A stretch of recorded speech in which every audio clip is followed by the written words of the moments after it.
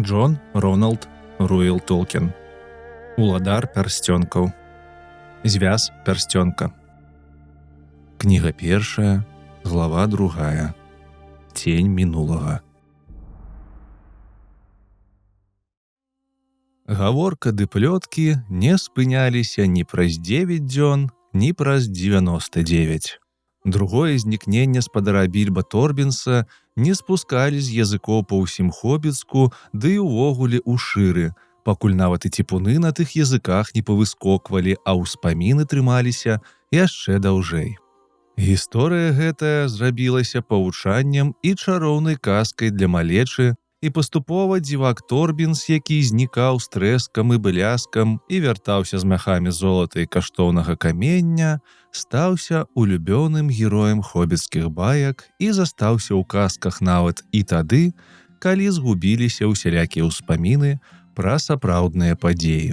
А пакуль тое, усё наваколле прыйшло да высновы, што небарака Більба, які і так асабліва цвярозым розумам не вылучаўся, цяпер і ўвогуле з'ехаў, ды пазбег у цьму таракань. А ў той цьму таракане, безумоўна, зваліўся ў нейкую рэчку ці яму, гэтак і знайшоў трагічны, але ж наўрад ці заўчасны канец. Вінавацілі, вядома ж, Гэндальфа. Каб жа толькі гэты пракуда-чараўнік маладога пана Фрода ў спакоі пакінуў. Можа, ён і набярэцца розуму, прызвычаецца, ды будзе хобіт хобітам, казалі ў наваколлі. Ну і сапраўды, здаецца, чараўнік пакінуў Фрода ў спакоі, і той прызвычаіўся да торбы пад стромай, абжыўся і прыжыўся, аднак прыбытку цвярозай хобіцкай рацыі ў ім нешта не назіралася. А дакладней, ён амаль адразу ж перахапіў Більбаву рэпутацыю дзівака. Дзядзьку згадваў заўсёды як жывога, а наступным годам адзначыў Більбава 112-годдзе і вечарыну ў ягоны гонар назваў бяседай 100 з тузінам. Не тое, каб адпаведна назваў, бо гасцей склікаў усяго 2 дзесяткі. Але ж частавалі некалькі разоў, ды і так, што, як хобіты кажуць, на пузах каталіся, ды з вушэй лезла.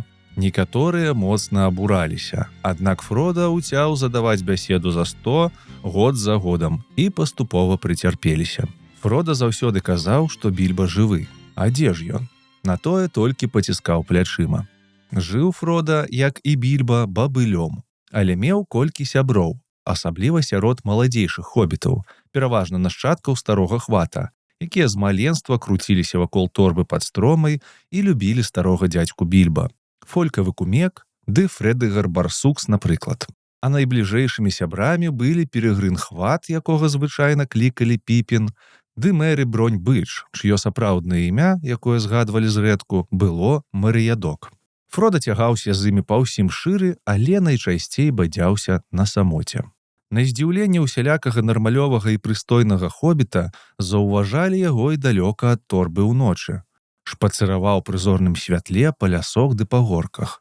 Мэры і Піпін падазравалі, што ён, як і Більба, час ад часу наведваўся да эльфаў. З часам народ прыкмеціў, што Фрода таксама добра захоўваецца. На выгляд такі самы малады, жвавы хобіт, толькі-толькі за паўнагоддзем. На тое казалі: ну, шанцуе ж некаторым. А дзівосным, каб не казаць і ненатуралёвым, палічылі гэта, калі Фрода наблізіўся да 50. Паважаны ўзрост сёткі. Пасля клопатаў першых дзён Фрода вынайшаў, што быць спадаром самога сябе, а да таго і торбы пад стромай, надзвычай прыемна. Колькі гадоў ён проста жыў, не згадваючы на будучыню. Але паціху, можа толькі напалову свядома, раслі ў ім незадаволенасць і шкадаванне, што не сышоў тады з Більба. Наплывалі самі сабою, асабліва ўвосень, думкі пра далёкія, дзікія краі. І туманныя абрысы гор, якіх ніколі ў жыцці не бачыў, прыходзілі ў ягоныя сны. Ён казаў сам сабе: можа, і я аднойчы выпраўлюся за раку. На тое другая палова розума нязменна адказвала: не цяпер. Так яно і цягнулася. Ужо 40-выя яго скончыліся і надыходзіла 50-годдзе. Лічба 50 падавалася Фрода істотнай, нават прадказальнай. Менавіта ў 50 гадоў Більба напаткаў сваю прыгоду. Фрода занепакоіўся. Старыя сцежкі падаваліся ўжо надта знаёмымі, сходжанымі ўздоўж ды ўпоперак. Падоўгу глядзеў на мапы, меркаваў, што ж там за межамі шыру. А там шырскія мапы паказвалі пераважна белыя плямы. Узяўся шпацыраваць далей, чым звычайна, ды ўсё часцей сам па сабе. Мэр і іншыя сябры занепакоіліся. Часта бачылі, як ён ішоў побач ці размаўляў з чужынцамі-вандроўнікамі. Іх шмат у той час мінала шыр.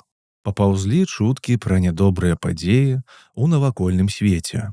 Гэндальф не з'яўляўся цягам некалькіх гадоў, звестак аніякіх не слаў. І Фрода збіраў навіны, дзе толькі мог. Эльфаў, якія раней амаль не наведвалі шыр, цяпер часціком можна было пабачыць увечары. Яны лясамі ішлі на захад, ішлі і не вярталіся, бо пакідалі міжзем'е. Тутэйшыя падзеі болей іх не турбавалі. І гномаў з'явілася надзвычай шмат на старым шляху з усходу на захад, які вёў да сівых заванняў. Гномы здаўна карысталіся ім, каб дабрацца да сваіх капальняў у блакітных гарах. Пераважна ад гномаў хобіты і даведаліся пра падзеі ў далёкіх краёх, калі толькі жадалі даведацца, бо распавядалі гномы мала, ды без ахвоты, а дапытвацца хобіты ахвоты мелі яшчэ меней. Аднак цяпер Фрода часціком сустракаў зусім незнаёмых гномаў з далёкіх краінаў, якія шукалі паратунку на захадзе. Гномы тыя былі надзвычай перапалоханыя, а некаторыя, азіраючыся, напаўгалосу распавядалі пра ворага, ды мордарскі край. Гэты назоў хобіты ведалі толькі з паданняў далёкай даўніны, быццам нейкі цень па-за ўспамінамі, трывожны і злаўмысны. Падавалася, светлая рада выгнала злосць ліхалесся толькі для таго, каб яно з большай моцай з'явілася у сваёй даўняй крэпасці, у Мордары. Казалі, цёмная вежа узнялася зноўку, а адтуль змрочная навала распаўсюджвалася паўсюль. Далёка на ўсходзе і на поўдні палалі войны, і адтуль поўз страх. У гарах зноў памножыліся оркі, шнарылі тролі, не тупыя і нязграбныя, як раней, а разумныя ды жахліва ўзброеныя. А яшчэ шапталіся пра пачвараў больш жудасных, якім і імя не было. Вядома, няшмат сягала вушэй звычайных хобітаў. Аднак нават самыя дамаседлівыя і зацятыя пачалі прыслухоўвацца да расповедаў, а тыя, каму даводзілася трапляць у прымежжа, бачылі немала дзіўнага. І гаворка ў прырэчанскім зялёным цмоку неяк веснавым вечарам 50-га фродавага году відавочна паказвала, што нават і да ўтульных шырскіх кутоў дабраліся чуткі, але хоць большасць хобітаў яшчэ з іх смяяліся. Сэм Гейхат сядзеў сабе побач з агменнем, а насупраць яго прыладзіўся Тэд Пясчак, млынароў сын. Тутэйшыя паблізу услухоўваліся ў гаворку. «Дзіўныя рэчы можна цяпер пачуць», — сказаў Сэм. А нягош, адазваўся Тэд. Галоўнае, каб вушы былі, а наслухацца заўсёды можна. Толькі вось дзіцячых казак ды бабчынай балбатні не трэба. Я іх і тут наслухаюся, калі захачу. Вядома, яшчэ як наслухаешся, калі захочаш. А калі трошку болей захочаш, дык і зразумееш, што праўды там бывае нашмат болей, чым падаецца. Хтосьці ж распавёў іх упершыню. Адкуль? Тых жа смокаў вазьмі для прыкладу. Не, дзякуй, смокаў я браць не буду. Не трэба мне іх, калі ласка. Калі быў малы, усе вушы прагулі байкамі, а цяпер ужо вырас. Бачыш? Бздура гэта ўсё. Не бачыў я іх і не ўбачу. Хіба што аднаго, нашага прырэчанскага, ды і той зялёны. Усе зарагаталі. Ну, добра, пагадзіўся Сэм, смеючыся разам з усімі. А як наконт дрэвалюдаў, веліканаў, калі іх можна гэтак назваць? Кажуць, аднаго, вышэйшага за любое дрэва, нядаўна бачылі за паўночнай роўняддзю. Хто сказаў? Ну, хоць бы сваяк мой, Хэл. Ён у спадара выкумека працуе ў застром'і, а ў паўночны падзел ездзіць паляваць. Ён аднаго бачыў.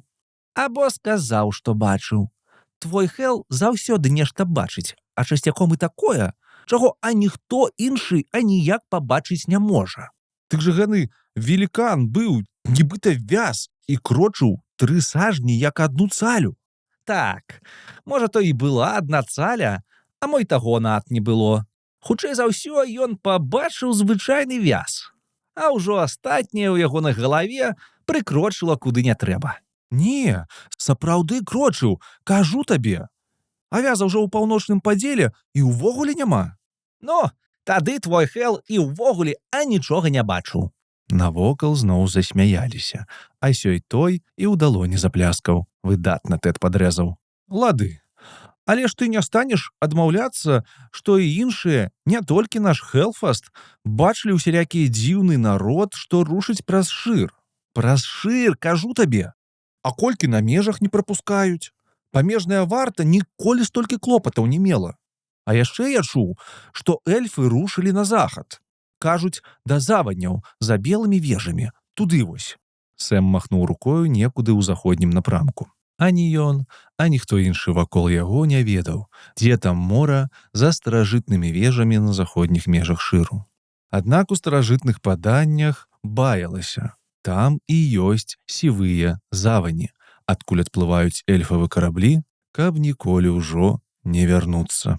Плывуць за мора, на захад далёкі, нас пакідаючы, прамовіў Сэм напеўна і сумна, ківаючы галавою.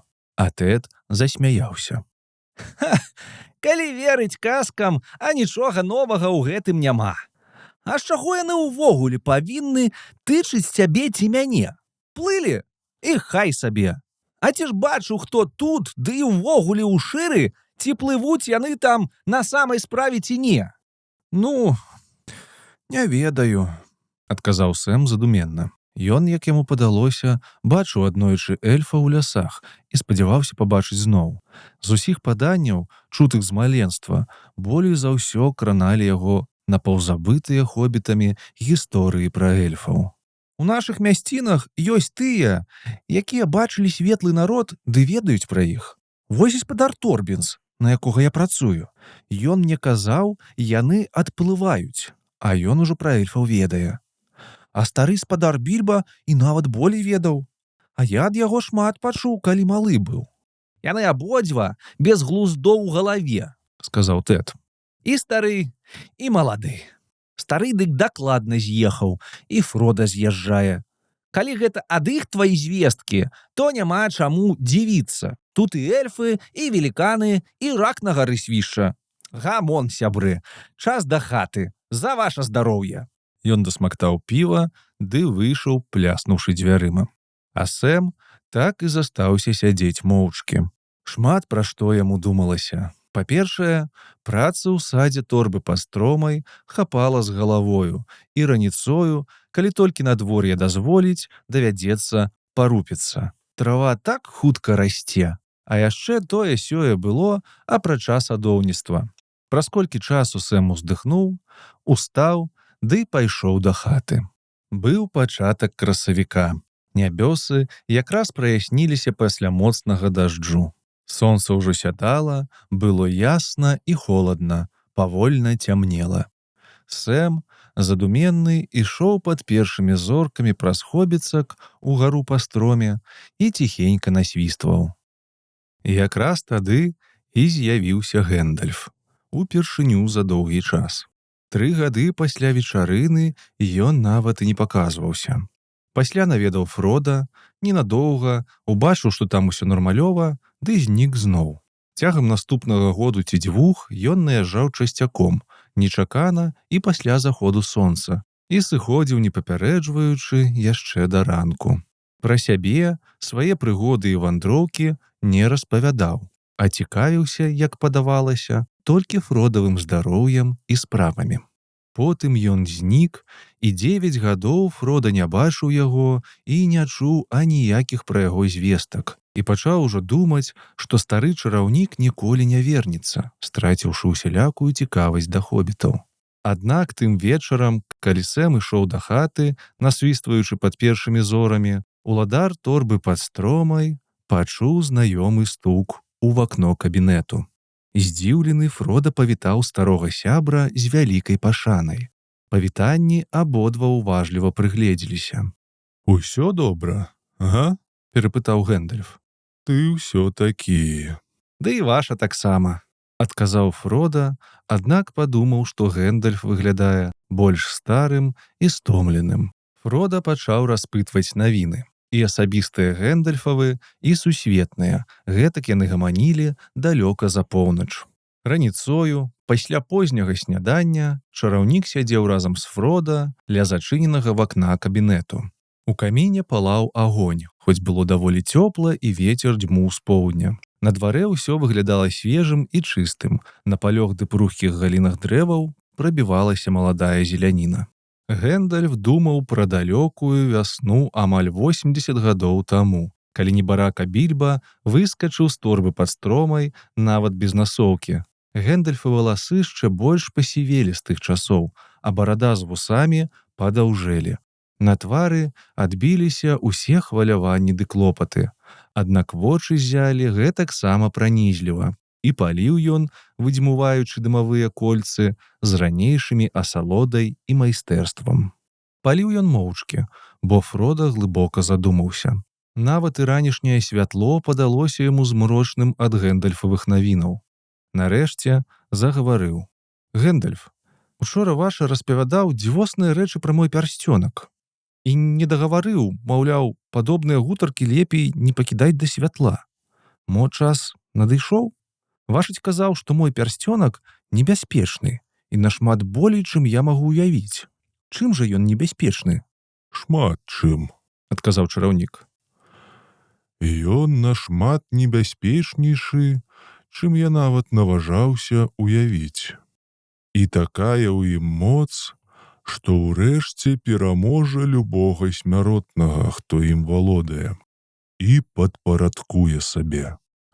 Калісьці у Эрэгіёне эльфы зрабілі шмат пярсцёнкаў, якія мы цяпер называем чароўнымі. Розных пярсцёнкаў, сыгнэтаў, кляйнодзікаў і слабейшых і мацнейшых. Слабейшыя былі толькі практыкаваннямі ў майстэрстве, забаўкамі для эльфаў-кавалёў, але ж забаўкамі небяспечнымі для смяротных. А вялікія пярсцёнкі, пярсцёнкі моцы, яны пагібельныя. Смяротны, які валодае адным з вялікіх пярсцёнкаў, не памірае, але ж і не расце болей, не змяняецца. Жыццё ягонае не прыбаўляецца, проста расцягваецца, пакуль не застаецца ад яго толькі стома і туга штохвілю існавання.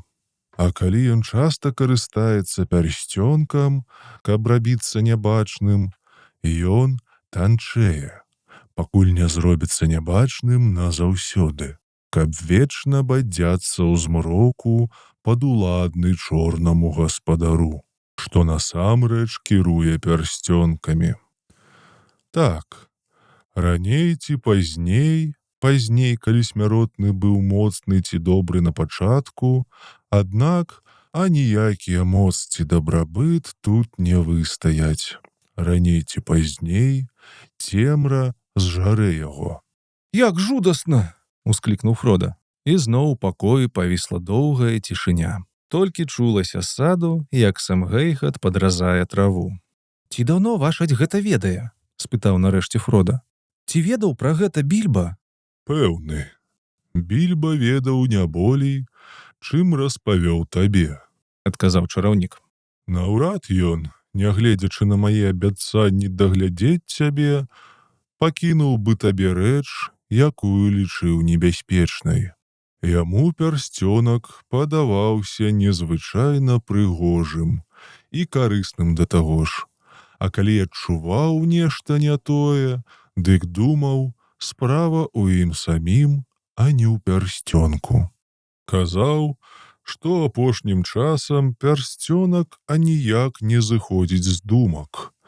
І хваляваўся за яго, і непакоіўся, і не падазраваў, што менавіта таму віною. Більба хутка зразумеў, што за пярсцёнкам трэба пільна сачыць, бо ён не заўсёды аднолькавай вагі ці памеру. Ён памяншаўся ці рос дзівосным чынам і мог раптоўна саслізнуць з пальца, хоць нядаўна ледзь насоўваўся. «Так, Більба папярэдзіў мяне пра гэта ў апошнім лісце. Я заўсёды трымаю пярсцёнак на ланцужку». «Маеш рацыю», — сказаў Гэндальф. Більба ніколі не думаў, што абавязаны доўгім жыццём пярсцёнку. Лічыў сам гэткі жыццявіты і так ганарыўся, а спакою не меў, ані асалоды ад жыцця. Казаў: «Пачуваюся, быццам мяне расцягнулі, размазалі. Гэта пярсцёнак браў сваё». «І даўно гэта ваша ведае?» — зноў спытаў Фрода. «Ведаю што? Я ведаю шмат таго, што ведаюць толькі мудрыя, шаноўны мой Фрода. А калі ты маеш на ўвазе пярсцёнак, то скажу, і цяпер дакладна не ведаю. Трэба праверыць апошні раз, каб спраўдзіць здагадкі. Але ж я не сумняюся ў выніку. А вось калі я пачаў здагадвацца... Так, калі ж гэта? Напэўна, у той год, калі Більба знайшоў пярсцёнак і светлая рада выгнала цемру з ліхалесся. Якраз напярэдадні бойкі 5 войскаў. Нейкі цень тады лёг мне на сэрца. Прадчуванне, але ж я не разумеў, у чым прычына. Думаў часцяком, як жа Глыкс натрапіў на вялікі пярсцёнак. А што пярсцёнак быў менавіта з вялікіх, я не сумняваўся ад самага пачатку. Потым я пачуў няўклюдны Більбаў расповед пра выйгрыш у гульні. І не паверыў. А калі ўрэшце выцягнуў з яго праўду, зразумеў. Ён намагаецца пацвердзіць сваё права на пярсцёнак.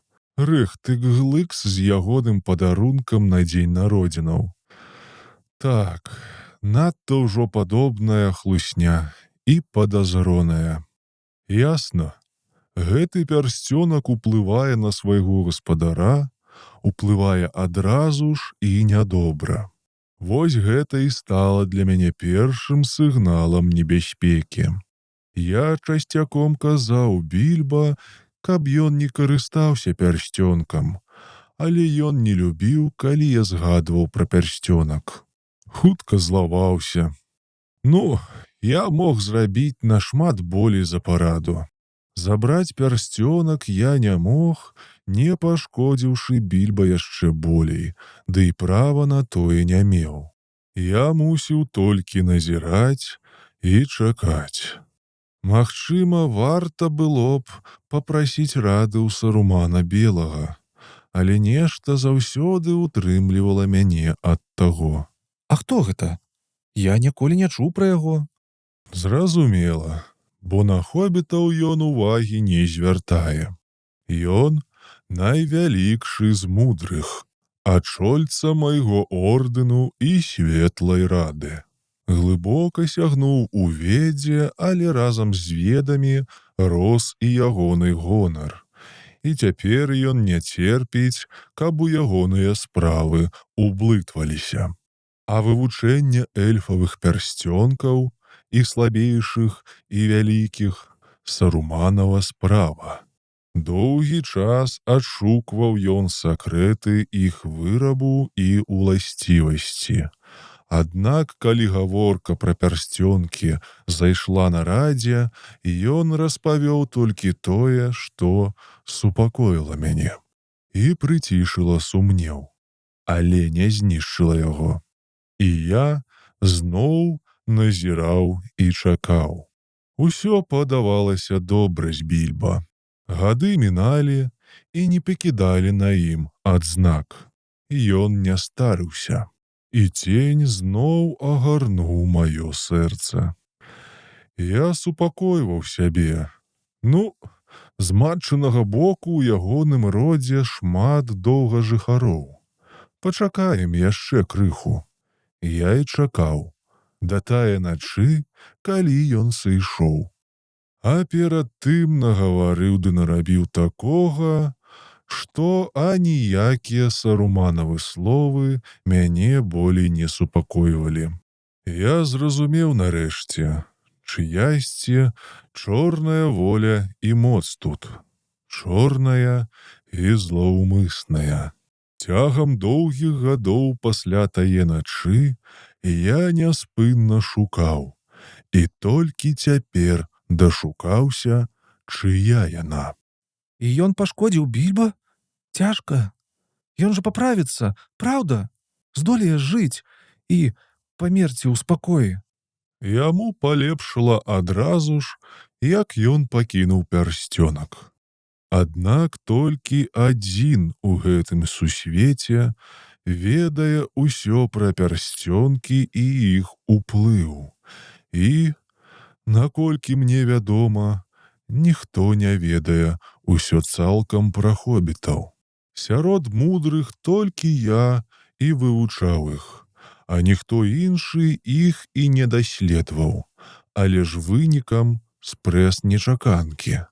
Хобіты падаюцца то мяккімі і падатлівымі, як масла, то цвярдымі ды ўпёртымі, нібыта карані старога дрэва.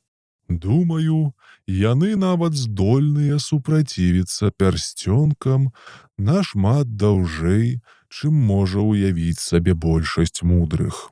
Табе не варта турбавацца пра Більба. Вядома, ён валодаў пярсцёнкам шмат гадоў і карыстаўся ім, так што спатрэбіцца нямала часу, каб пазбавіцца ўплыву, каб Більба здолеў, напрыклад, бачыць яго без небяспекі для сябе. А так, Більба можа жыць спакойна і шчасліва яшчэ шмат гадоў і заставацца амаль гэткім, якім быў, калі пазбавіўся пярсцёнка. Бо, урэшце, ён аддаў яго з уласнай волі, і гэта вельмі істотна. Не, пасля таго, як ён развітаўся з гэтай рэччу, я за нашага дарагога Більба больш не турбуюся. Я турбуюся за цябе.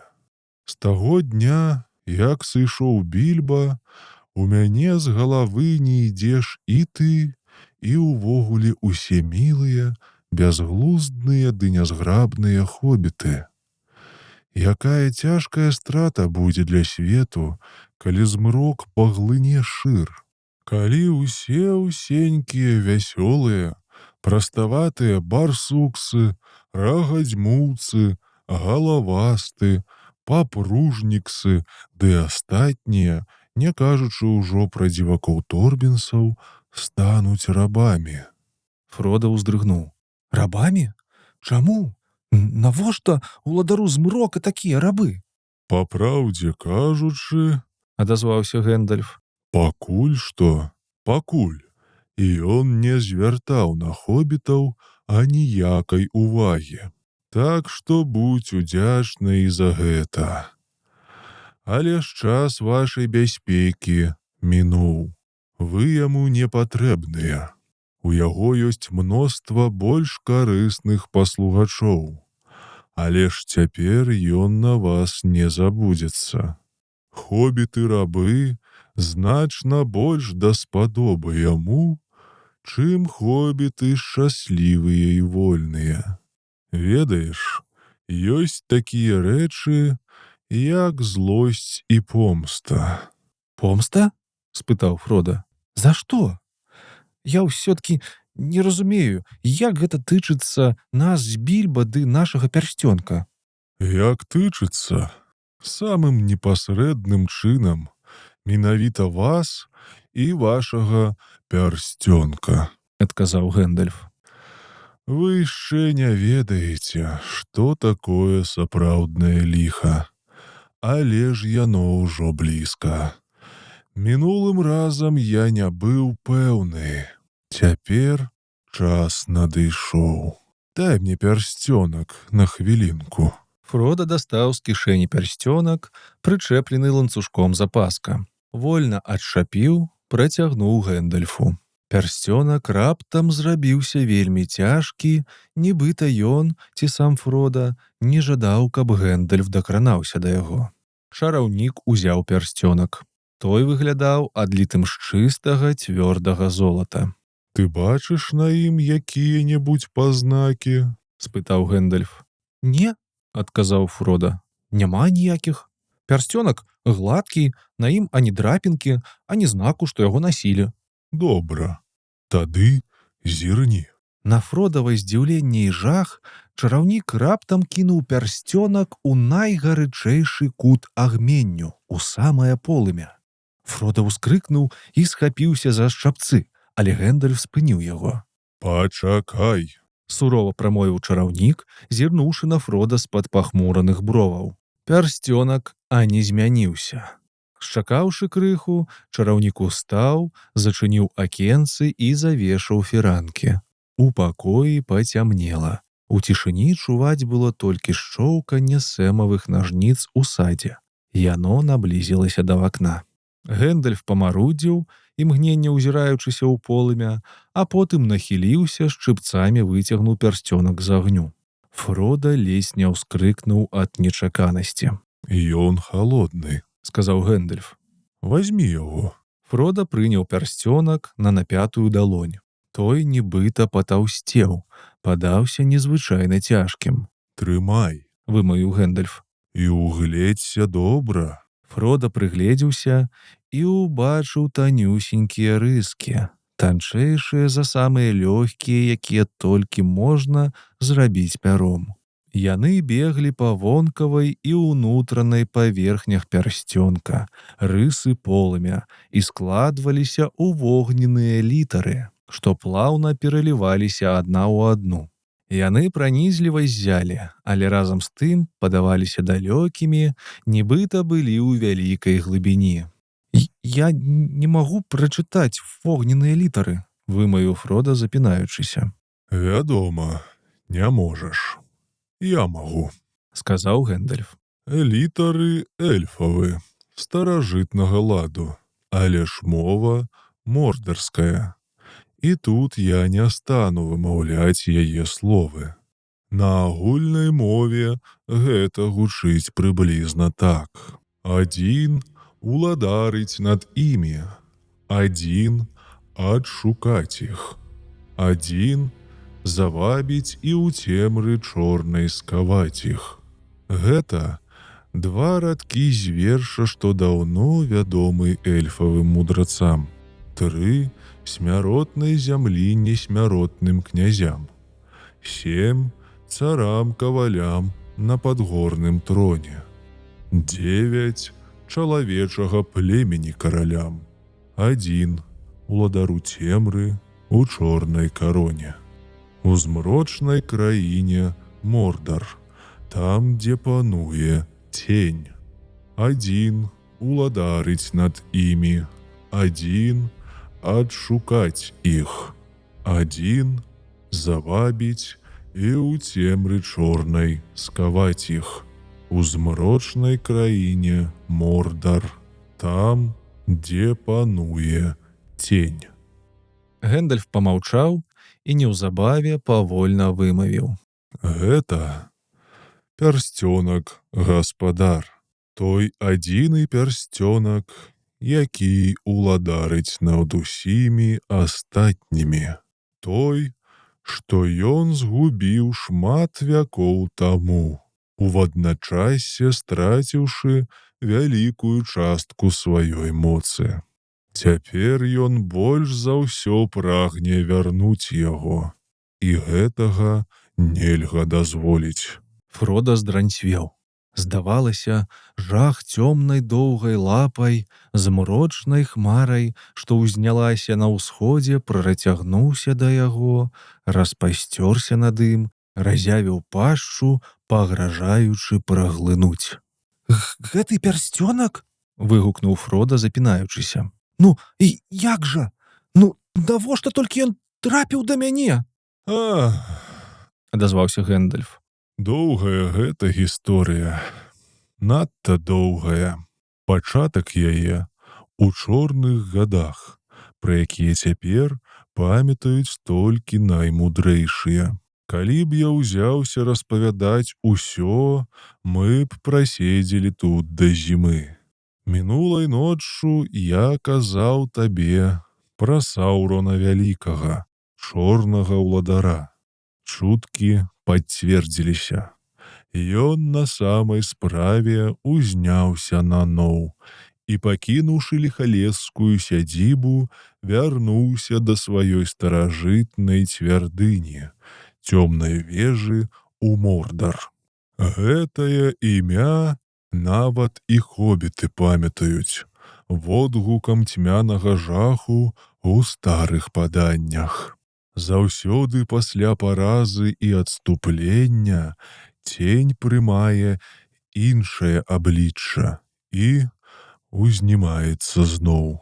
Хацеў бы я, каб гэта здарылася не на маім веку, уздыхнуў Фрода. Не адзін ты, адказаў чараўнік. і я таксама, і ўсе, каму давялося дажыць да гэткіх дзён. Але ж не мы выбіраем свой час. Мы выбіраем толькі, як з ім абысціся. І яго ў нас, баюся, засталося няшмат. Наш вораг набірае моцы. Ягоным плянам яшчэ далёка да ажыццяўлення, але яны выспяваюць вельмі хутка. Цяжкая нашая гадзіна і неўзабаве зробіцца яшчэ цяжэйшай.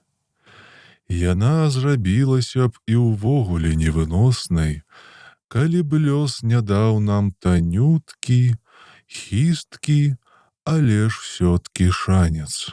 Ворагу не хапае адной рэчы, якая дала б моц і веды перамагчы любы супраціў, прабіць нашую апошнюю абарону і зноў агарнуць змрокам усю зямлю.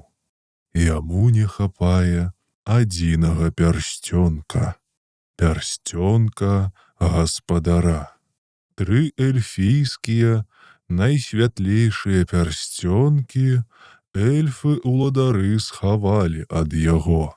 Ягоныя лапы ніколі не краналі іх, ніколі не змрочылі. 7 пярсцёнкамі валодалі гномскія цары. 3 з іх і ён прыдбаў. Астатнія пажэрлі цмокі. 9 ён аддаў смяротным людзям, вялікім каралям і ваярам, і зрабіў іх рабамі. Яшчэ ў даўніну скарыліся яны адзінаму пярсцёнку і сталі прывідамі, акальцаванымі цемрай, ценямі ад вялікага ценю і самымі жудаснымі ягонымі паслужнікамі. Шмат гадоў не крочылі па зямлі 9 акальцаваных. Аднак цемра ўзнімаецца наноў, і, магчыма, неўзабаве з'явяцца яны. Але досыць. Пра гэткае не трэба плявузгаць, нават і шырскай раніцою. Так, Працягваў Гэндальф. 9 ён сабраў, рэшту 7 таксама, а астатнія знішчаны. 3 ад яго пакуль хаваюць, але яны яго не хвалююць. Яму не хапае толькі адзінага. Ён сам зрабіў яго. Гэта ягоная ўласнасць, куды перайшла вялізная частка ягонай ранейшай моцы. Дзеля таго, каб падпарадкаваць усе астатнія пярсцёнкі. З адзіным ён зноў падуладзіць іх, дзе б яны ні былі. Усё зробленае пры іх дапамозе абрынецца, і вораг дасягне найвялікшай моцы, найвялікшай за ўсе часы. І вось тут наш танюткі шанец, Фрода. Вораг верыў у тое, што адзіны пярсцёнак згінуў, што эльфы знішчылі яго яшчэ ў даўніну, як і мусілі зрабіць.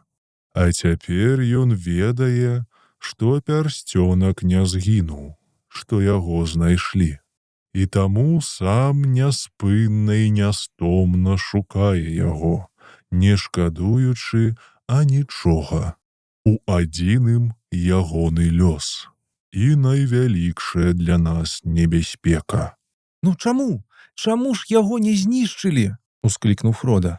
І як жа вораг увогуле згубіў яго, калі быў такі моцны і так яго шанаваў? Фрода сціснуў пярсцёнак у далоні так, быццам ужо бачыў чорныя пальцы, што цягнуцца па яго. Пярсцёнак у яго адабралі. Сілком. Моц эльфаў была нашмат большая за сённяшнюю. І не ўсе яшчэ людзі дзічыліся іх. Людзі захаду дапамаглі ім. Гэтую старажытную гісторыю варта было б узгадаць. Шмат там тугі і бяды. Цемра рушыла наперад, але ж супраць яе паўстала вялікая адвага і мужнасць. І хоць ліха не здолелі вынішчыць цалкам, подзвігі тых дзён не былі марныя. Калі-небудзь я распавяду табе гэтую гісторыю цалкам, ці, можа, распавядзе той, хто ведае яе лепей за мяне. А пакуль табе дастаткова ведаць, як пярсцёнак патрапіў да цябе. Гіль-Галят, кароль эльфаў, і Элендэль з захаду зрынулі Саўрона, хоць прытым загінулі самі. А Элендэлёў сын Ісільдар адсёк пярсцёнак з Саўронавай рукі ды ўзяў сабе. Так перамаглі Саўрона, і толькі дух ягоны уцёк і хаваўся доўгія гады, пакуль ягоны цень зноў не ўцялесніўся, набраўшыся моцы ў ліхалесі. Але ж пярсцёнак згубіўся. Упаў у вялікую раку, у Андуін, і знік. Калі Ісільдар ішоў на поўнач уздоўж усходніх берагоў ракі, паблізу квятных паніззяў, яго падпільнавалі горныя оркі і забілі амаль усіх ягоных паплечнікаў. Толькі сам Ісільдар скочыў у раку і паплыў, але ж пярсцёнак саслізнуў з ягонага пальца. Оркі ўбачылі яго і пачалі страляць з лукаў. І забілі. Гэндальф крыху памаўчаў. І вось там, у цёмных ямінах паніззяў, пярсцёнак ляжаў доўгія гады, схаваўшыся ад мудрых і смяротных. А ніхто пра яго не ведаў, ды пра тое, як ён патрапіў туды, ведалі няшмат. І светлая рада не здолела вызнаць болей. Але ж нарэшце я, здаецца, магу падоўжыць расповед. Шмат гадоў пасля таго, і ўсё-ткі доўгі час таму, на ўскрайку дзіказем'я, на самых берагах вялікай ракі жыў спрытны, кемлівы ды ўмелы маленькі народзец. Думаю, хобіцкая радзіна. Напэўна, продкі каранюцкіх прабацькоў, бо любілі раку, часцяком па ёй плавалі, рабілі маленькія чоўнікі з чароту. Была сярод іх вельмі шанаваная сям'я, большая і заможнейшая за іншыя, і ачольвала яе суворая, мудрая і рашучая старая, абазнаная ў звычаях ды паданнях даўніны, якія толькі меў той народзец. І найбольш пракудлівага і цікаўнага з той сям'і клікалі Смеяголь. Ва ўсім ён намагаўся дабрацца да самых асноваў і пачаткаў. Ныраў у найглыбейшыя яміны, падкопваўся пад дрэвы і іншыя расліны, тунэліў зялёныя пагоркі і амаль ніколі не пазіраў ані на лісце дрэваў, ані на кветкі на іхніх галінах, ані на вяршыні стромаў. Ён заўсёды глядзеў уніз. Быў у яго сябра, Дыяголь. Гэткі самы зыркавокі, але ж не такі спрытны і моцны. І вось аднойчы яны ўзялі човен і паплылі ўніз па рацэ да квятных панізяў. Там цэлымі палямі тады шыкоўна квітнелі касачы і чарот. Там Смеяголь выйшаў на бераг і пачаў нешта шукаць, а Дыяголь застаўся ў чоўне лавіць рыбку. Раптам вялізная рыбіна схапіла кручок і ў момант сцягнула яго з чоўна ў ваду ды на самае дно. Там ён нарэшце выпусціў вуду, бо заўважыў на дне нешта бліскучае і пацягнуўся па гэта. Вынырнуў, адплёўваючыся з травою ў валасах ды жменей глею ў руцэ, паплыў на бераг. А там, зірніце толькі, змыўшы бузу, убачыў найпрыгажэйшы залаты пярсцёнак, такі зыркі і зіхоткі на сонцы, і ўзрадваўся.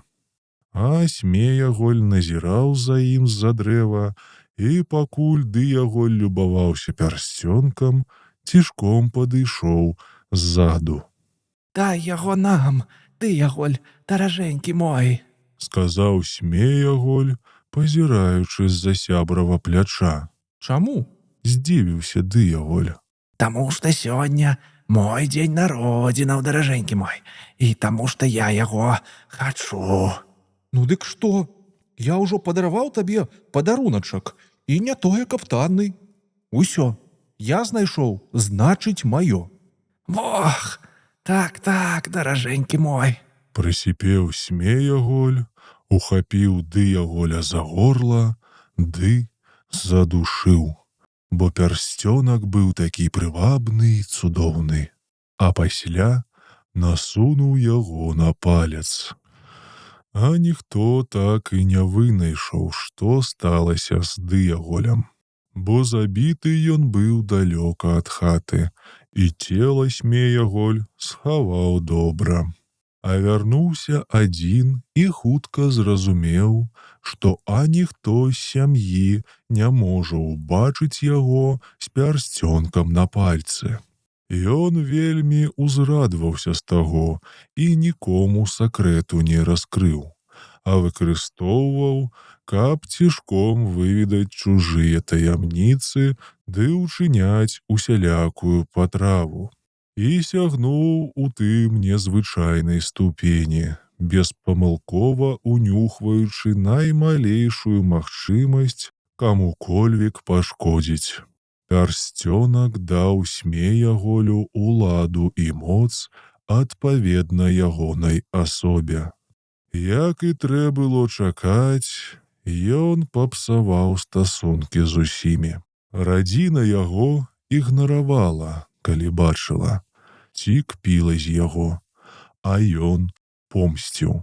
Прыняўся красці, хадзіў, мармычаў сабе пад нос, ды гаргатаў глыткай, нібыта глытаючы. Сваякі празвалі яго Глыксам, праклялі і пагналі прэч. І старая ягоная бабуля, жадаючы спакою ў сям'і, выгнала яго з нары і забараніла вяртацца.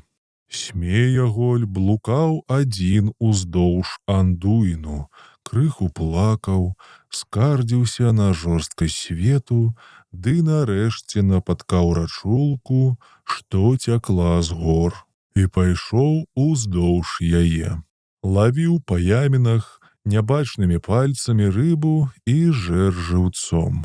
Аднойчы спякотным днём, нахіліўшыся над вадою, адчуў, як сонца пячэ патыліцу, а святло, адбіваючыся ад вады, слепіць мокрыя вочы. Ён здзівіўся, бо нават забыўся быў пра сонца. Тады апошні раз зірнуў угору і пагразіў сонцу кулаком. Апусціўшы вочы, заўважыў удалечы вяршыні туманных гор з якіх цякла рачулка, і вырашыў раптам: пад гарамі так прахалодна і цяніста. Там сонца не здолее за мною падглядваць. Напэўна, глыбока сягаюць горныя карані. Там хаваюцца вялікія сакрэты, нязнаныя ад першых дзён сусвету.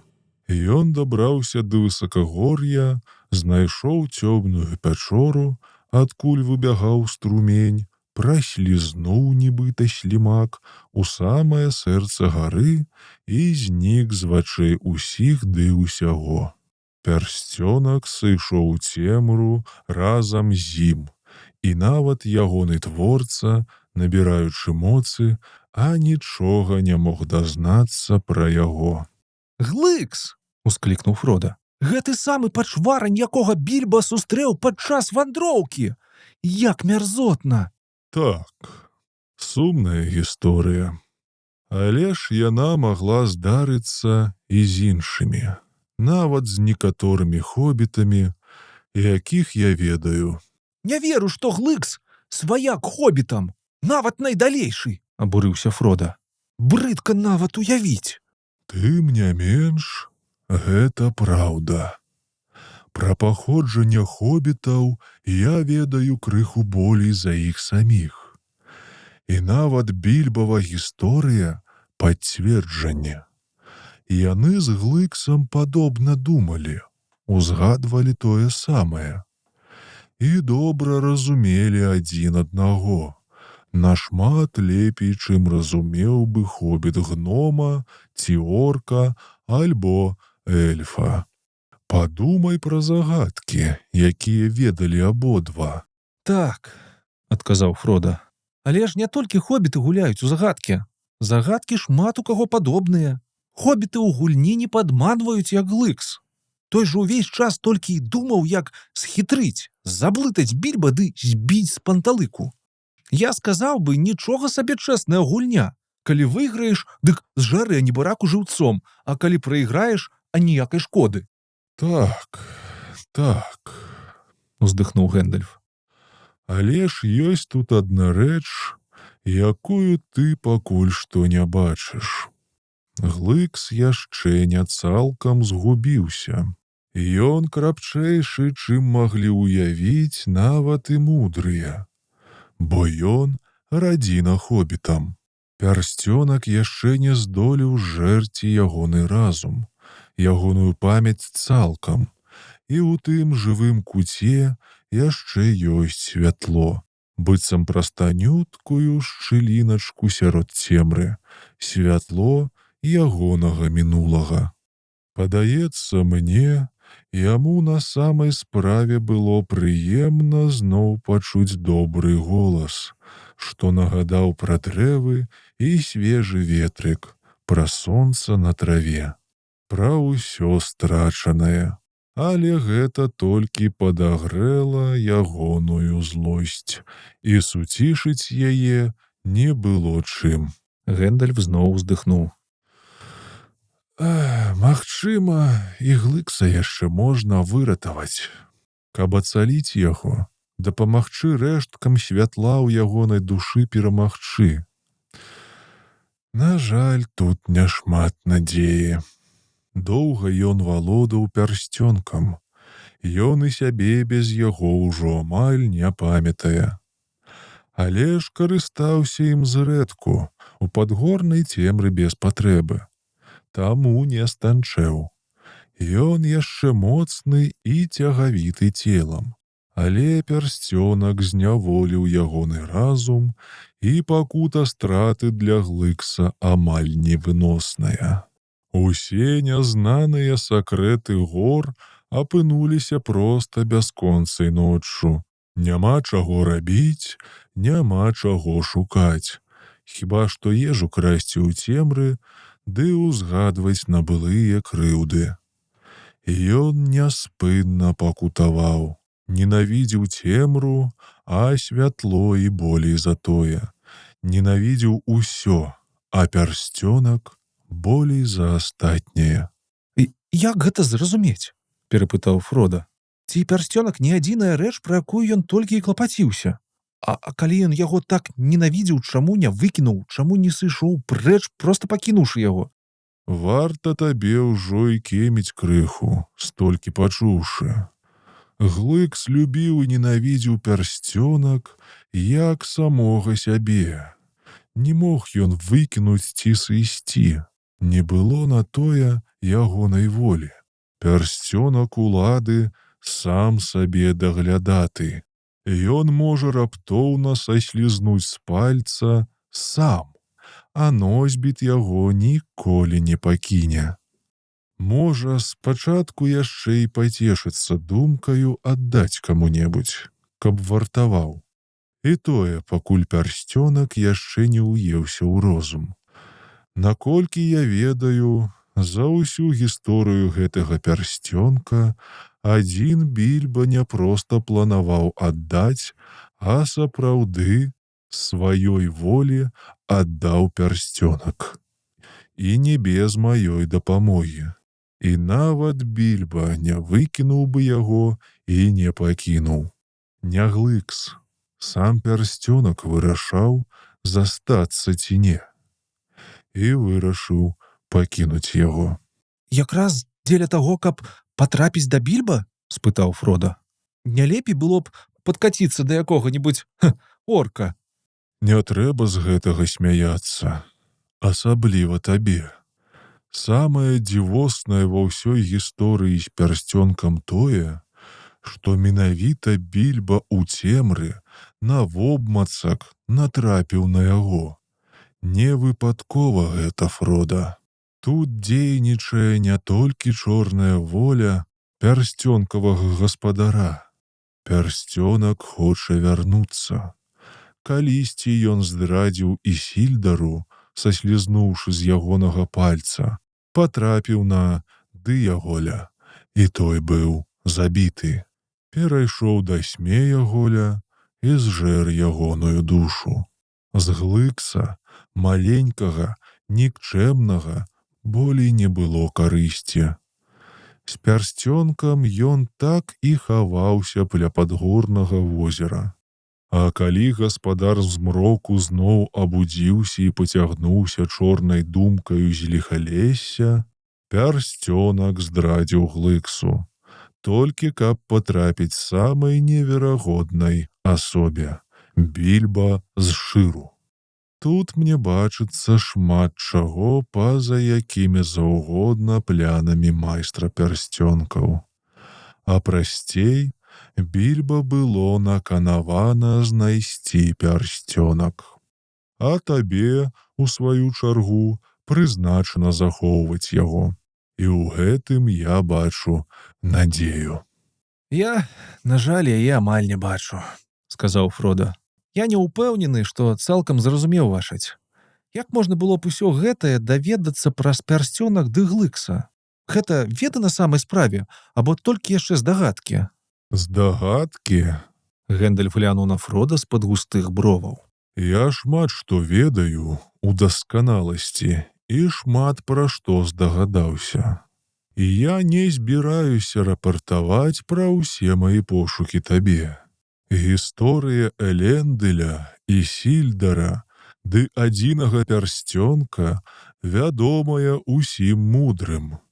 Твой пярсцёнак і ёсць адзіны, ужо з аднаго надпісу на ім, калі не ўлічваць іншых сведчанняў. І калі ж вашаць гэта я дазнаўся? Перабіў чараўніка Фрода. Ды зараз, на тваіх вачох, адказаў той раздражнёна. Я чакаў і пацвердзіў чаканне. Я доўга вандраваў і шмат шукаў, каб нарэшце знайсці.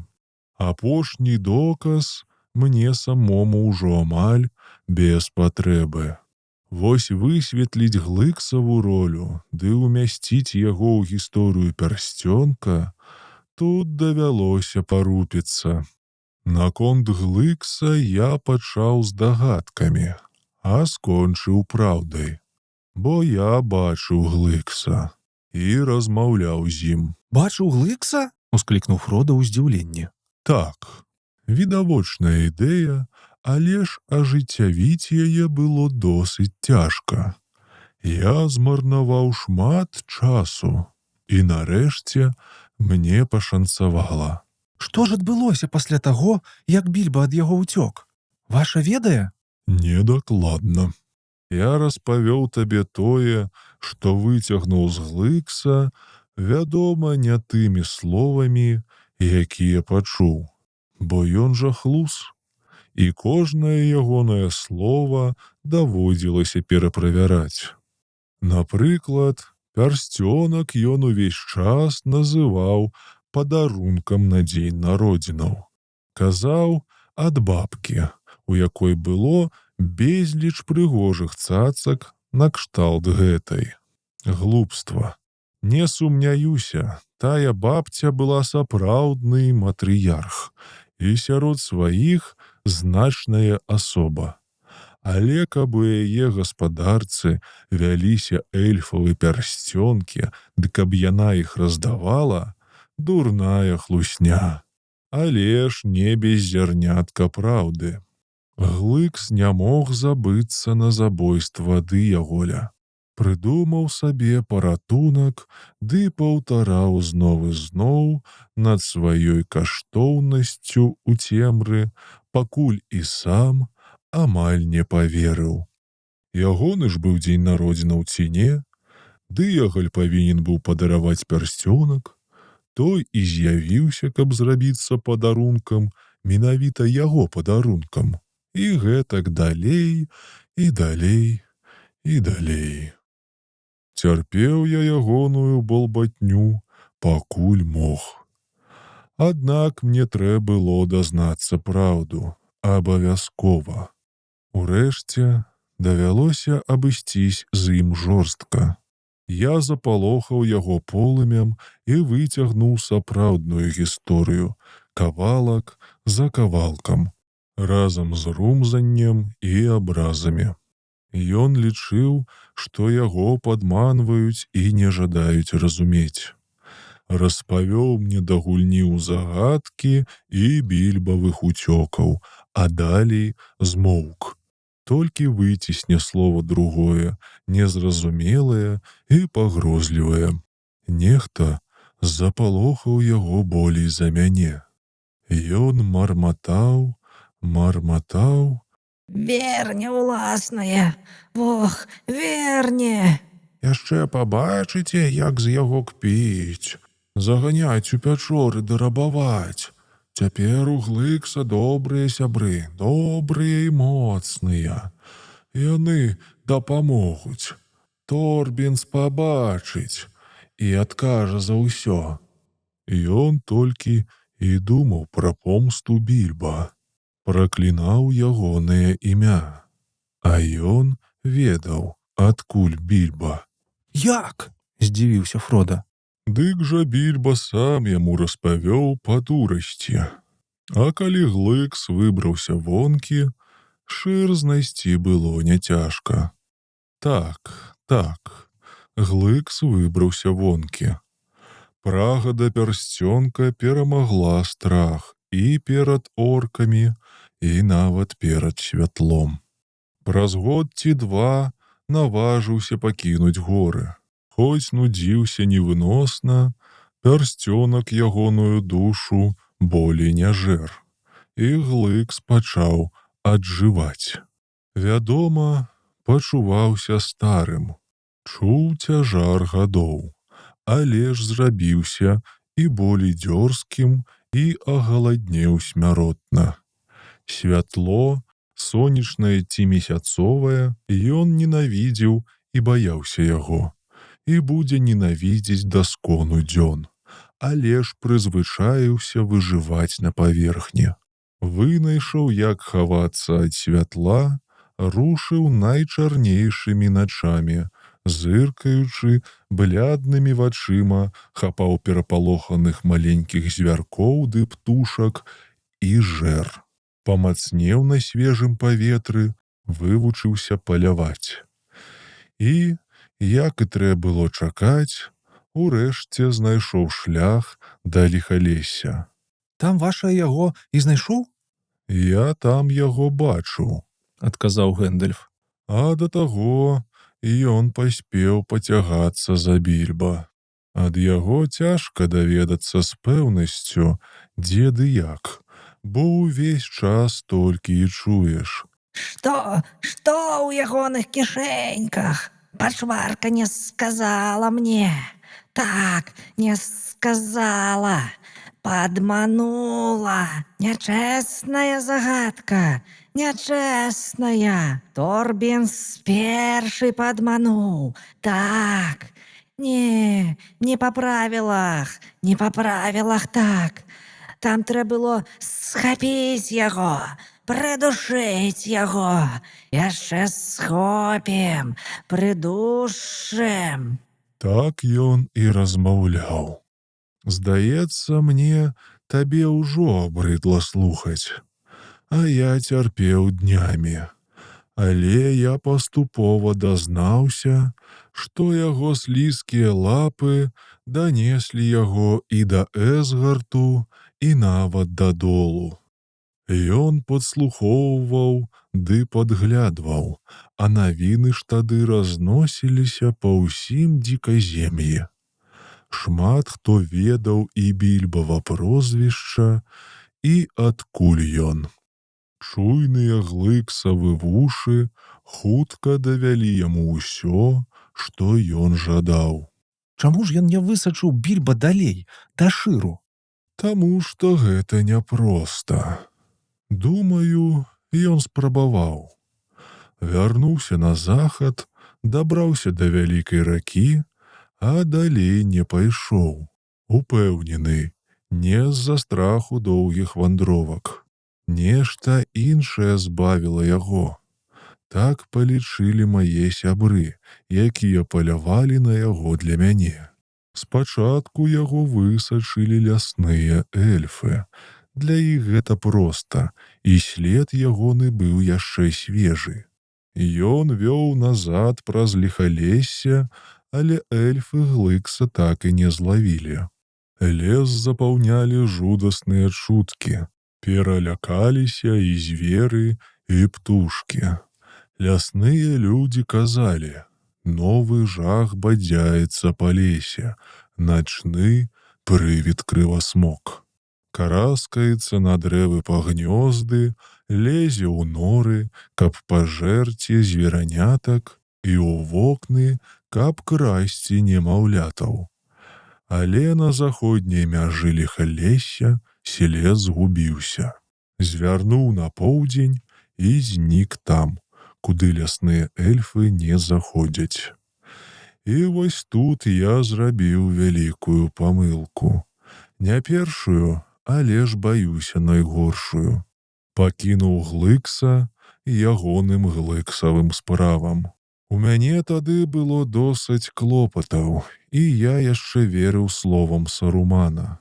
Шмат гадоў таму гэта было, і я дорага заплаціў за тую памылку. Пасля більбавай вечарынкі я зноў узяўся за пошукі. Глыксаў след даўно прастыў, і нічога не атрымалася б, калі б не дапамога сябра, Арагорна, найвялікшага следапыта і паляўнічага нашай эпохі. Разам мы шукалі Глыкса па ўсім дзіказем'і, безнадзейна і беспаспяхова.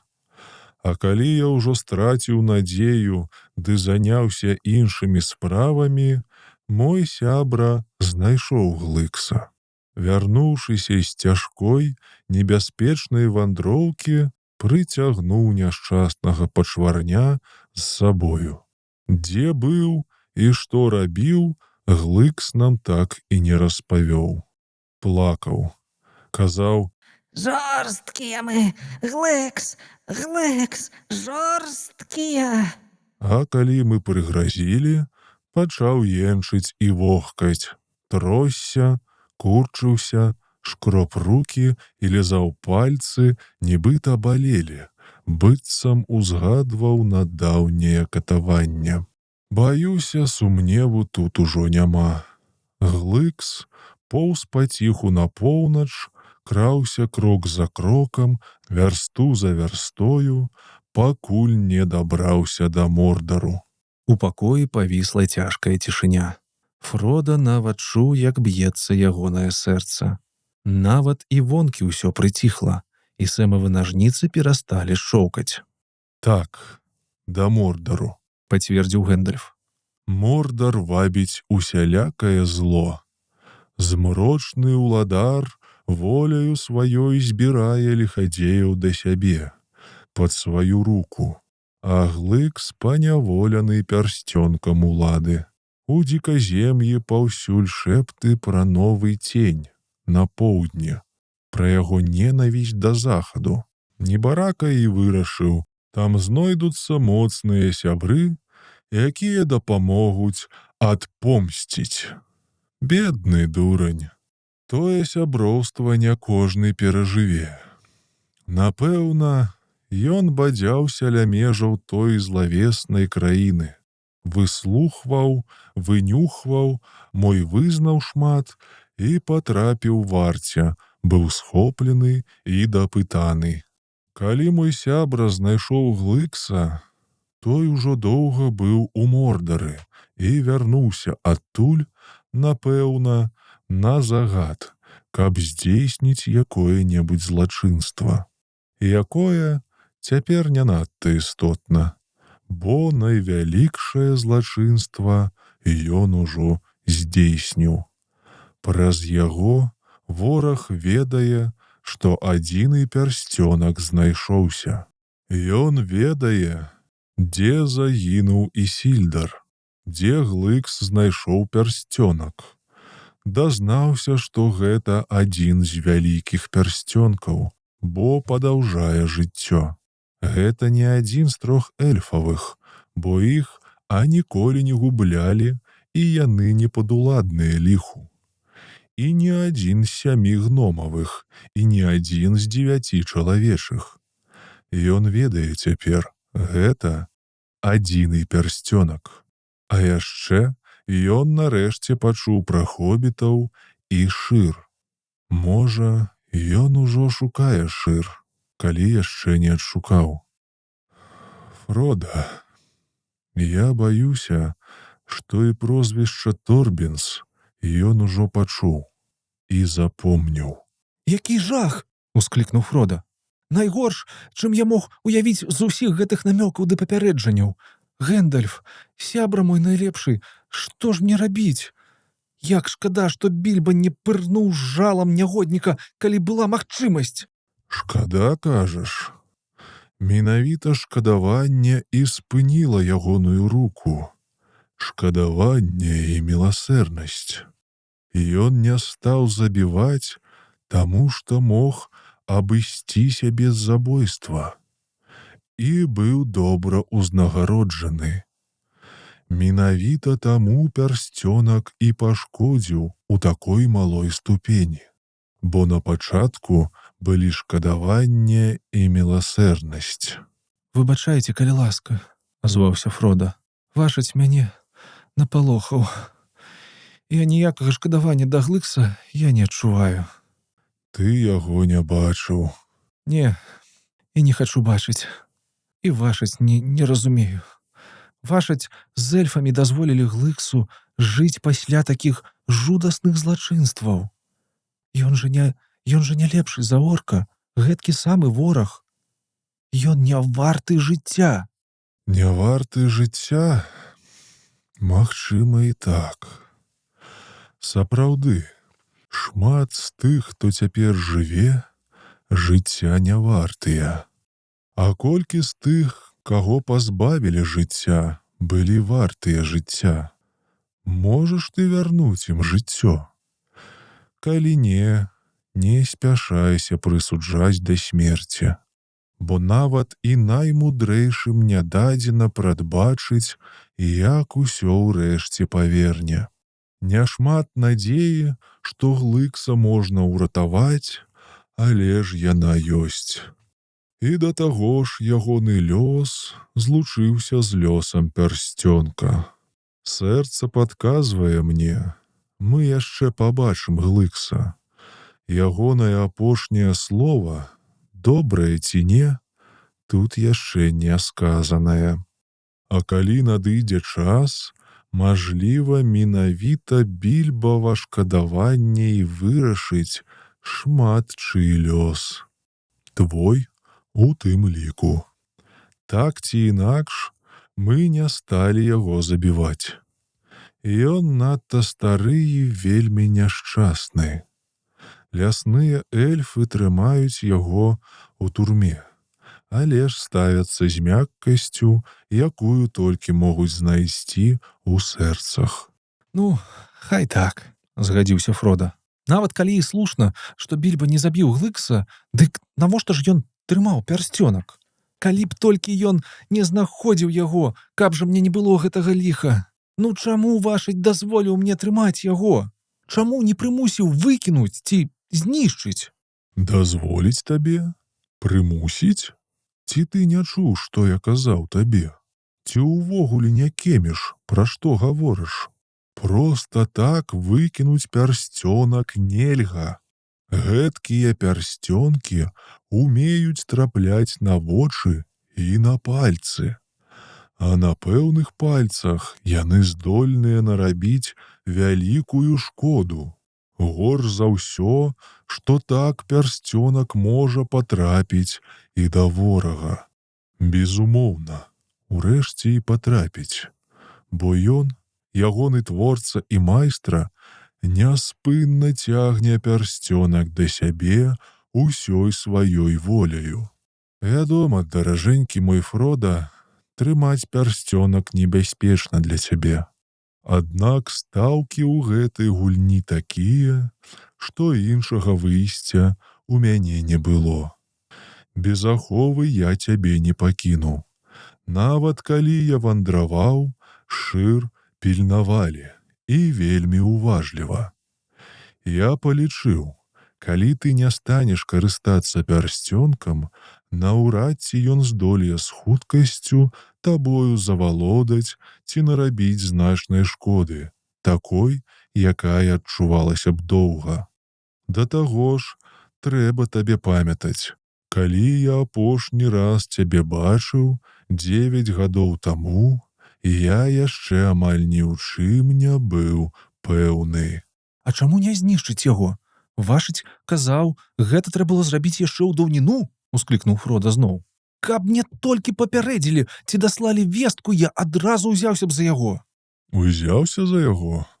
Адразу ж? І як? Ты хоць раз спрабаваў? Не, ну яго ж, напэўна, можна расплюшыць ці расплавіць. Дык паспрабуй. Паспрабуй зараз жа. Фрода выцягнуў пярсцёнак з кішэні і паглядзеў на яго. Такі гладкі і бліскучы пярсцёнак, а не пазнакі на ім, а не пашкробінкі. Такое чыстае золата, такое зыркае, зіхоткае, такі багаты колер, цудоўнае, дзівоснае ззянне. Такі дасканалы, круглы, найкаштоўнейшы, найдаражэйшы пярсцёнак. Калі толькі дастаў яго, дык хацеў закінуць у самае гарачае полымя. Азірнуўшы, і не здолеў. Засумняваўся. Пагайдаў пярсцёнак на далоні, падумаў, а навошта ж? Прымусіўшы сябе ўзгадаць Гэндальфавы словы, адважыўся нарэшце, паварушыў рукою, каб кінуць, і раптоўна зразумеў, што запіхвае пярсцёнак назад у кішэню. Гэндальф нявесела рассмяяўся. Бачыш, нават і ты ўжо не здольны выкінуць яго і пашкодзіць яму не хочаш. Прымусіць цябе адмовіцца ад яго я магу толькі сілаю, пазбавіўшы цябе розуму пры гэтым. Ды і знішчыць пярсцёнак не ў нашай моцы. Бі па ім найцяжэйшым молатам, ані драпіны на ім не з'явіцца. Твой агменшык не расплавіць нават і звычайнае золата. Пярсцёнак у ім і не нагрэўся. А ніякі каваль шыру яго не падрапае. Нават і гномскія горны, і молаты, а нічога яму не зробяць. Казалі, што цмокава полымя можа расплавіць ды паглынуць вялікія пярсцёнкі. Аднак цяпер наўрад ці застаўся на зямлі цмок, ч'ё полымя апалала б гэтак горача. І ніякі цмок, нават і сам Анкалагон чорны, не здолеў бы пашкодзіць адзінаму пярсцёнку, скаванаму самім Саўронам. Ёсць толькі адно выйсце. Каб сапраўды знішчыць пярсцёнак, каб назаўсёды вырваць яго з рук ворага, трэба знайсці пашчу лёсу у глыбінях Арадруіну, вогненнай гары, і кінуць пярсцёнак туды. Я сапраўды хачу знішчыць яго, усклікнуў Фрода. Ну, каб ён як-небудзь знішчыўся. Ці ж гэта абавязкова я? Я здатны да небяспечных вандровак. Калі б я толькі яго ніколі не бачыў. Ну чаму ён мне патрапіў? Чаму менавіта я? На такія пытанні нельга адказаць. Будзь пэўны, табе гэткі лёс дастаўся не за выдатныя ўласцівасці, якіх у іншых няма. Не за сілу і мудрасць ва ўсялякім выпадку. Аднак абраны быў ты, і табе давядзецца карыстацца той сілай, розумам і мудрасцю, якія маеш. У мяне ані таго, ані другога амаль няма. Гэндальф, ваша ці моцны і мудры. Чаму вашасць не ўзяць пярсцёнак? Не! Крыкнуў Гэндальф, ускочыўшы. З ім я завалодаю вялікаю, жудасную ўладаю, і яшчэ больш жудасную і смяротную ўладу атрымае пярсцёнак над мною. Гэндальфы вочы бліснулі, і твар засвяціўся нібыта полымем. Не спакушай мяне. Я не жадаю зрабіцца такім, як чорны ўладар. Пярсцёнак вельмі хутка знойдзе шлях да майго сэрца, праз шкадаванне слабых, праз жаданне моцы, каб рабіць дабро. Не спакушай мяне. Я не адважыўся ўзяць яго, каб нават проста захоўваць, не карыстаючыся. Проста захоўваць я не змагу, бо пярсцёнак так мне патрэбны. Ён для мяне смяротная небяспека. Гэндальф падышоў да вакна, адсунуў фіранкі і адчыніў акенцы. У пакоі зноўку палілося святло. Побач з акном па сцежцы, пасвістваючы, прайшоў Сэм. Чараўнік павярнуўся да Фрода. Цяпер выбар за табою. Але я заўсёды дапамагу табе.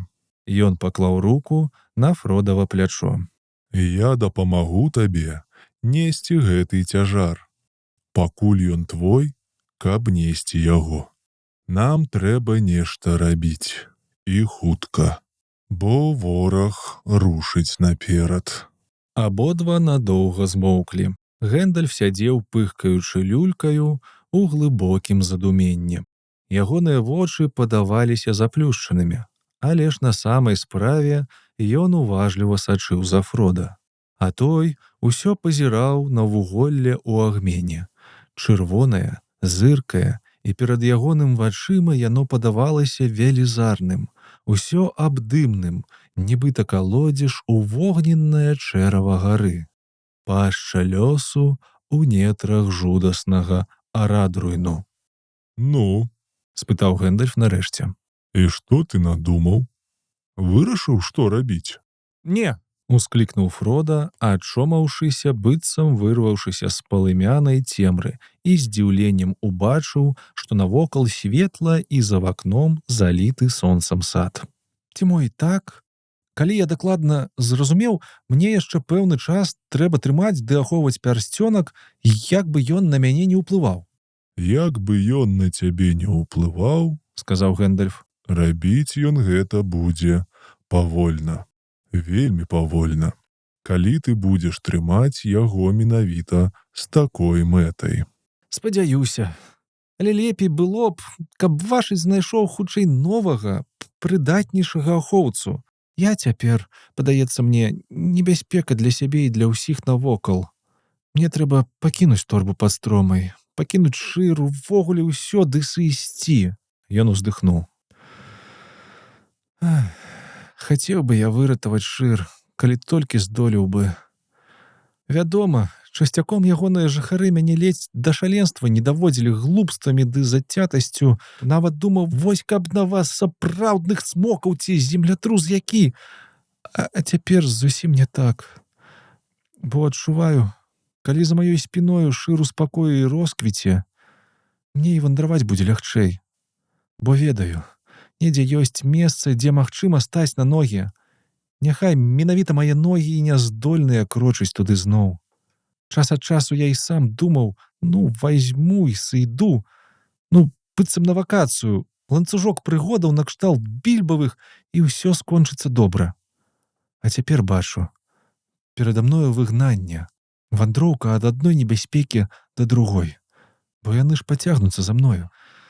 Напэўна, мне трэба ісці адному, калі ўжо ісці выратоўваць шыр. Але ж я адчуваю сябе такім маленькім і беспрытульным і, шчыра кажучы, бездапаможным. А вораг моцны і жудасны. Фрода не прызнаўся Гэндальфу ў тым, што пакуль прамаўляў, вялікае жаданне пайсці ўваслед за Більба запалілася ў ягоным сэрцы. Жаданне пайсці ўваслед, а можа і знайсці. І такое моцнае, што пераадолела ягоны страх. Ён мой выскачыў б зараз жа вонкі, нават і без капелюша, як Більба калісьці гэткай самай раніцою шмат гадоў таму. Даражэнькі мой Фрода, усклікнуў Гэндальф. Заўсёды здзіўляюся, якія ж хобіты цудоўныя істоты. Здаецца, за месяц усё пра іх вывучыш ды вызнаеш, а яны табе і праз стагоддзе неспадзяванку за неспадзяванкай. Прызнаюся, не чакаў я такога адказу нават ад цябе. Більба не памыліўся з спадчыннікам, хоць і не ўяўляў, як гэта істотна. Ты маеш рацыю. Пярсцёнку ў шыры болей заставацца нельга. Дзеля тваёй жа бяспекі, ды бяспекі астатніх табе трэба сысці і пакінуць імя Торбінс у торбе. За межамі шыру ды ў дзіказем'і гэтае імя небяспечнае. Трэба іншае. Назавіся падстромнік, а аднаму табе сыходзіць недарэчна. Калі з табою пагодзіцца ісці хто-небудзь, каму давяраеш і каго захочаш узяць у невядомыя небяспечныя прыгоды, дык бяры яго з сабою. Але выбірай уважліва і асцярожней з словамі, нават у гутарцы з найбліжэйшымі сябрамі. Бо вораг майстра падслухоўваць, і ў яго паўсюль шпіёны. Раптам ён змоўк, прыслухоўваючыся. Фрода ўсвядоміў, што навокал незвычайная цішыня, і вонкі, і ў пакоі. Гэндальф падкраўся да вакна і скочыў на прываконне. Працягнуўся доўгаю рукою, пачуўся віскат, а потым з'явілася калматая галава Сэма Гейхада. Ягонае вуха было моцна заціснутае ў пальцах Гэндальфа. Так, клянуся барадою, гэта Сэм. І што ж ты тут робіш? Добрый дзень, добрага здаровіца, пане Гэндальф, залапатаў Сэм. Нічога ж не раблю, вось толькі травічку пад акном падразаў, праца ж у мяне такая, калі ведаеце. Ён падняў нажніцы і прадэманстраваў у пацверджанне словаў. Не ведаю, якая ў цябе праца, сувора вымовіў Гэндальф. Я ўжо даўно не чую шчоўкання тваіх нажніцаў. Колькі ты сядзеў пад акном? Пане Гэндальфе, не сядзеў я, як можна, я ж працую, туды хожу, сюды. Не дуры. Што ты чуў і чаму падслухоўваў? Гэндальфы вочы бліснулі, а бровы устапырыліся. Спадару Фрода, узмаліўся Сэм, дрыжучы. Не дазвольце яму рабіць шкоды, не дазвольце ні во што мяне ператварыць, мяне ж бацька стары не пазнае, я ж нічога дрэннага не хацеў, клянуся. Ён табе не пашкодзіць, Сэме, супакоіў Фрода, ледзь стрымліваючыся, каб не зарагатаць, хоць і сам крыху напалохаўся ды моцна здзівіўся. Ён ведае, як і я, ты не хацеў нічога благога. Аднак лепей зараз жа адкажы яму, ды і ўсю праўду.